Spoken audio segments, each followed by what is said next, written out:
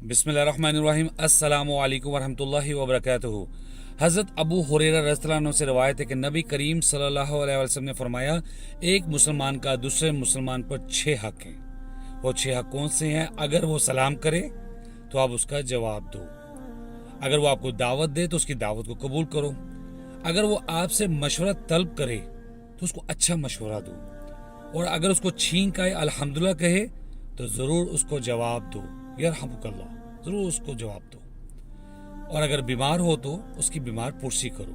और अगर फोत हो जाए तो उसके जनाजे में ज़रूर शिरकत करो।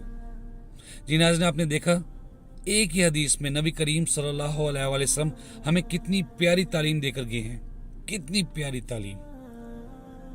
6 हकूक़ हैं हम पर दूसरे मुसलमान भाई के। मैं उम्मीद करता हूँ कि आप इन्हें याद भी कर लेंगे और इसे अपनी ज़िंदगी पर इम्प्लीमेंट भी करेंगे इसका, इंशाअल्लाह। अस्सलामु अलैकुम वरहमतुल्लाह।